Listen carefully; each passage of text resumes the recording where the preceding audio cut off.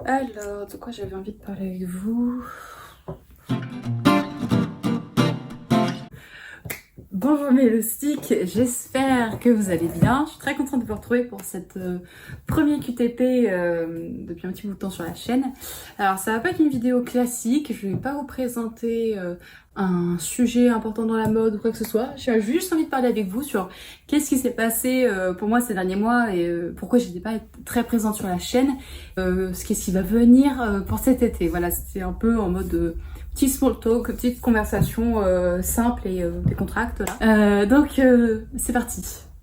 Alors, en premier dans l'ordre du jour, grosse nouvelle, j'ai réussi à trouver mon stage. Ça a été très compliqué. J'ai eu un stage dans la mode, premier stage expérience dans la mode et dans le luxe, puisque j'ai obtenu un stage au sein de la maison RS qui est appartient au groupe Chanel, donc je suis ravie. C'est une très belle maison pour ceux qui connaissent pas, de maillot de bain, lingerie, qui a un très grand savoir-faire français. Je suis en vente à l'espace printemps, voilà, pour ceux qui, si jamais ont envie de faire des emplettes dans les grands magasins, vous me verrez là-bas. Je vais vous parler un peu comment je l'ai, enfin pas comment je l'ai obtenu, mais qu'est-ce qui s'est passé, parce que c'était très compliqué pour avoir un stage cet été et je pense que malheureusement je n'étais pas la seule. Alors, première partie, la recherche de stage. J'ai commencé à partir de janvier à poster à répondre à des candidatures d'emploi. Vraiment très ouvert pour tous les postes parce que j'avais envie déjà d'avoir une première expérience. Le but de ce stage, c'est que j'obtienne déjà une première expérience, peu importe si c'était dans la vente ou dans le merchandising ou dans la production, mais que j'ai déjà un peu de bagage pour mes futurs stages, grimper, avoir des stages de plus en plus intéressants dans si possible plus dans la production pour que ça serait vraiment le goal. J'avais pas de contact, zéro contact dans ce milieu-là, donc fallait bien chercher un peu et forcer les portes. Donc je suis pas allée chez Pôle Emploi, je suis pas allée sur des sites d'annonces d'emploi comme Indeed. J'ai vu un autre site. Pour ceux qui s'intéressent dans la mode, qui ne savent pas où chercher, je le recommande parce qu'il est vraiment très bien. Ça s'appelle Fashion Jobs. Vous trouverez toutes les offres d'emploi, que ce soit en stage, en CDD, en CDI, en intérim, peu importe. Donc ça recense toutes les marques en fait postent leurs annonces et ça recense toutes les annonces de différentes marques, que ce soit dans le luxe, dans le prêt-à-porter, dans les différents domaines. Vous aurez qu'à voir sur le site que je mets en description pour ceux que ça intéresse. Et vous en avez des milliers proposés et ça update très très souvent, donc c'est très pratique. Et donc j'ai passé de nombreux entretiens qui ont été de nombreux échecs aussi, jusqu'à ce que je trouve mon stage chez RS. J'ai peiné jusqu'à mars, et en mars j'ai vu que je n'avais toujours rien. Donc là ça a commencé un peu à flipper, donc j'ai augmenté le nombre de candidatures que je postais. J'en étais à 1 ou 2 par jour et j'ai augmenté à 3 voire 4 candidatures par jour à partir de fin mars début avril, tout le long jusqu'à ce que j'ai une réponse positive. Donc c'est très épuisant.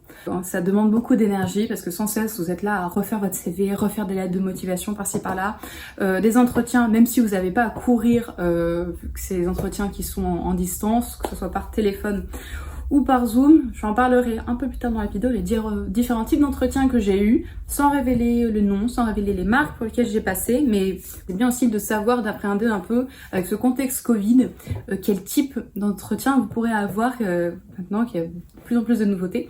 Donc j'en ai passé 3, j'en ai passé 2, le troisième qui était celui pour RS, et ça a été très intense parce que j'avais la fac en plus à gérer, j'avais d'autres formations en ligne que je suivais à distance, formation évidemment sur la mode. J'en ai fait une qui durait 1 mois en décembre par le London College of Fashion et le groupe de luxe Kering sur la mode et la durabilité. Et j'en ai fait une deuxième à partir de janvier pendant 3 mois par l'Institut français de la mode. Donc là, c'était sur le business de la mode de manière très très large. Donc ça a été quelques mois intenses parce qu'il fallait jongler entre ces 2 cours-là, entre la fac et ces différentes formations-là. Formation que j'ai trouvée, pour ceux que ça intéresse encore une fois, sur un site qui s'appelle Future Learn. Donc vous pouvez trouver différents MOOC, différentes formations en ligne là-dessus sur plein de sujets, de thèmes différents, que ce soit en sciences, en maths, en économie, en histoire, ce que vous voulez. C'est très bien documenté, alors il faut s'assurer un peu par quel organisme c'est délivré pour voir un peu le niveau, si ça vous correspond ou pas, si ça sera un niveau trop débutant pour vous. Il y en a qui sont gratuites, il y en a qui sont payantes. Ma première que j'ai fait par le London College of Fashion était totalement gratuite. Celle avec l'IFM était payante et on a reversé papy mamie pour l'argent de Noël. Là, on a pu l'investir de manière très sage là-dedans. Que à vous de voir, d'explorer si ça vous intéresse. La plupart du coup des cours, en tout cas les 2 cours que j'ai eus, se font totalement en anglais. Ça dépend de chacun du niveau, mais c'est en général très plaisant et vous avez un vrai échange avec les autres élèves qui suivent le cours. Vous avez beaucoup de documents qui sont limite à votre disposition. Si je veux faire un peu un point négatif, point positif de ce genre de formation, je sais, ça part un peu dans tous les sens cette vidéo, mais ça va quelque part. Les points positifs, c'est que vraiment, pour ceux qui débutent un peu sur la formation dans laquelle vous vous projetez, donc moi c'était dans la mode, vous allez recevoir beaucoup d'informations très enrichissantes, des professeurs en vidéo, qui pourront interagir avec vous dans une boîte de discussion. Qui vont vous apprendre plein de choses. Vous aurez énormément de documents mis à votre disposition qui sont pas forcément faciles d'accès, qui même parfois sont payants pour y avoir accès. J'avais beaucoup de rapports en fait de sociétés de conseil. Donc pour ceux qui connaissent, la plus connue c'était McKinsey. On avait énormément de rapports McKinsey ou autres sur l'état de la mode ou différents sujets et c'était très très enrichissant là-dessus et c'était une mine d'informations. Donc ça c'est vraiment un gros point positif. C'était très ouvert. Vraiment que vous ayez un background dans la mode ou enfin peu importe que ce soit dans la mode ou autre, c'est ouvert à tout type de profil. Il n'y a pas de restrictions. C'est pas forcément sanctionné avec un examen à la fin. Aussi, ça dépend des formations. Vous gérez en semaine votre temps. Vous avez un nombre de points de compétences à remplir, de feuillets en ligne à remplir pendant la semaine, mais vous organisez comme vous voulez. Donc ça c'est très plaisant, surtout si vous suivez comme moi une autre formation à côté. Les points un peu négatifs, c'est vrai que pour ceux qui ont déjà un vrai background dans la formation que vous ferez dans le domaine, ça peut paraître un peu trop élémentaire, trop rébarbatif et vous dites, surtout si vous avez payé, vous vous dites j'ai un peu dépensé pour rien. Donc faites attention, n'hésitez pas à demander avant ou à vous renseigner autour pour pas dépenser trop vite et vous dire zut, ça valait pas forcément le coup. Vérifiez aussi les universités ou les instituts qui délivrent ce genre de formation. Elles ne sont pas toutes, alors à savoir, elles ne sont pas toutes avec des crédits ECTS. Crédits ECTS, pour ceux qui sont à la fac, vous connaissez ça très bien. Pour ceux qui ne savent pas, crédit ECTS, c'est un peu des points de validation que vous allez obtenir tout au long de votre année, de votre semestre, qui va vous permettre de voir si vous avez bien validé votre année ou non et puis décrocher votre diplôme à la fin. Voilà. Donc certaines formations ont ces crédits ECTS là. Et puis à la fin, vous avez un petit certificat, petit certificat d'obtention de la formation, comme quoi vous l'avez eu, vous avez fait ça. Ça fait une jolie ligne sur votre CV, c'est sympathique. Donc ça, c'est ce que j'avais fait de novembre jusqu'à la fin avril. Et puis pendant ce temps-là, j'ai dû faire mes recherches de stage. Ça demande beaucoup d'énergie. Il y en a peut-être qui me regardent, qui sont encore en train de chercher et je sais que cette année c'est pas évident. Alors, une deuxième partie un peu chaotique et pas très organisée, mais en deuxième partie, je vais vous parler un peu des différents types d'entretiens que j'ai eu. Pour ceux qui peut-être qui sont en pleine recherche et qui appréhendent un peu cette phase d'entretien, ça peut vous aider ou même à venir. Alors j'ai eu à chaque fois des entretiens, donc forcément à distance. J'ai eu 3 types d'entretiens, donc téléphonique, un entretien vidéo, donc genre l'entretien Microsoft Teams ou Zoom, classique. Un autre type d'entretien un peu particulier, c'est un entretien en fait où vous êtes redirigé sur une plateforme. Vous avez des questions qui vous seront posées petit à petit au cours de l'entretien. et ils enregistrent votre réponse avec la vidéo, en vidéo grâce à la caméra de votre ordinateur ou votre téléphone. Donc ça c'est un entretien qui est un peu particulier, qui se fait en 2 temps en fait, parce que vous avez pas du tout de contact avec la personne qui vous interviewe, et ça enregistre, ça dure pas très longtemps, et puis ensuite c'est envoyé, puis vous attendez la réponse si vous avez été convaincant ou non. Ce genre d'entretien c'est un peu bizarre, c'était la première fois que j'avais ça, et c'est très perturbant au début, parce que vous avez une phase où ils vous permettent de vous préparer. Oui, une petite coupure, et je sais plus où j'en étais. Entretien vidéo en 2 temps, c'est ça? Donc j'en étais là. Vous aurez droit, moi j'ai eu droit pendant ce type d'entretien à un premier shot de préparation, donc vous voyez en vidéo, mais en aucun cas ça enregistre et ça sera pas envoyé à l'entreprise. C'est juste pour vous, pour préparer un peu, vous faire un premier round, vous entraîner un peu, voir le type de questions qu'on peut vous poser. C'est des questions qui sont assez simples, ça en général, enfin comme basiques, qui sont pas très différentes de types de questions que vous pourrez avoir en entretien téléphonique ou visuel, enfin en tout cas en direct avec la personne. Par contre, vous êtes limité en temps de réponse, en temps de réponse et en temps de réflexion à la question. Et c'est là où c'est un peu tricky, c'est que vous êtes un peu sous pression parce que vous n'avez pas beaucoup de temps pour réfléchir et pour répondre non plus. Donc, il faut rassembler très très vite ces idées pour bien savoir ce que vous allez dire. Et en même temps sourire à la caméra.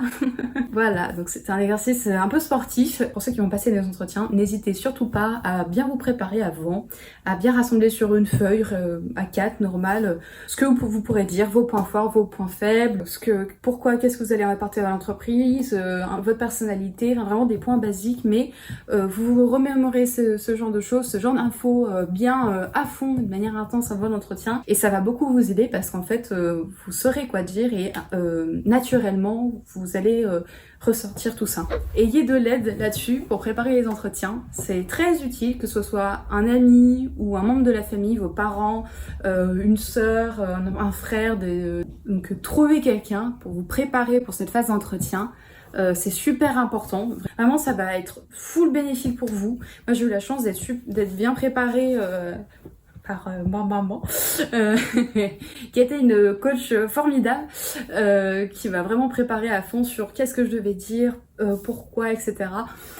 Qui m'a bien recentré les idées, les esprits avant ces différents entretiens, qui m'a bien gardée et m'a soutenue pour que je garde ma motivation, parce que j'étais un peu en déprime vu que je n'avais rien du tout et j'ai très tardivement.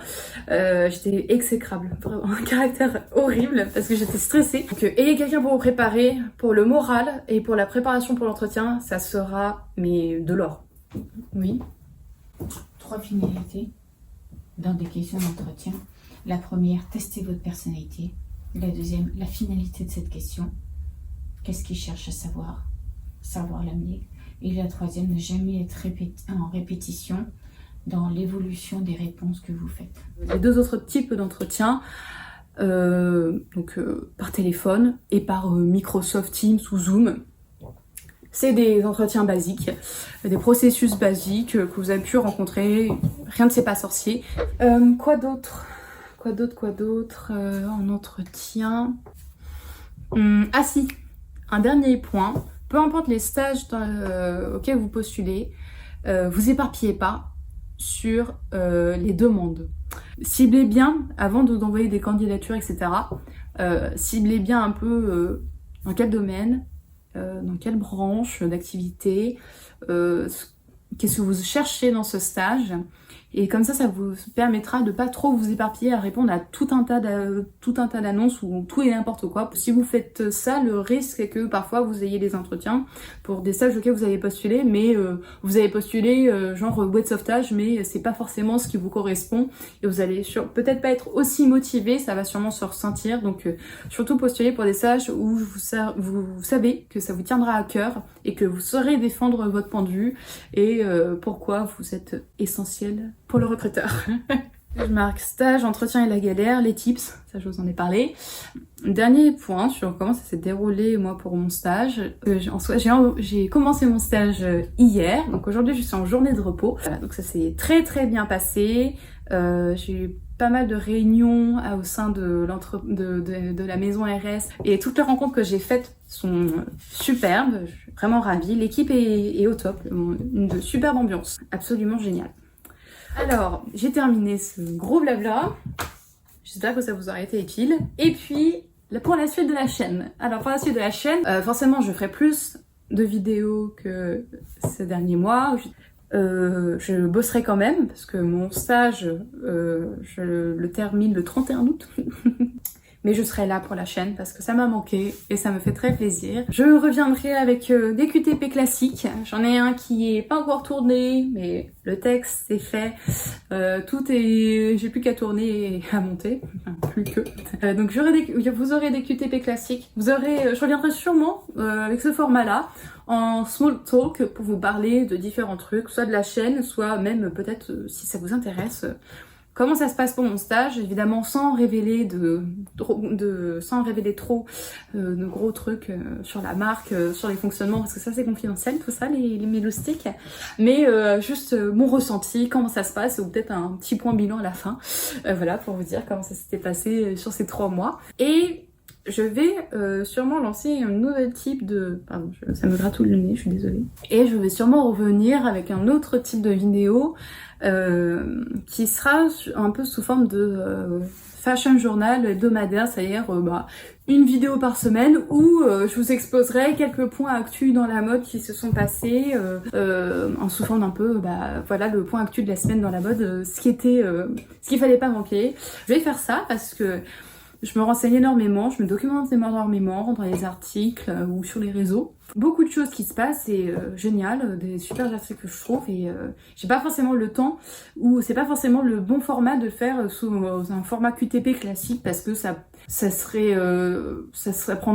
trop de temps consacré juste pour un petit fait comme ça. Donc une fois par semaine, petit point journal de actu, ce qui s'est passé aujourd'hui dans le monde.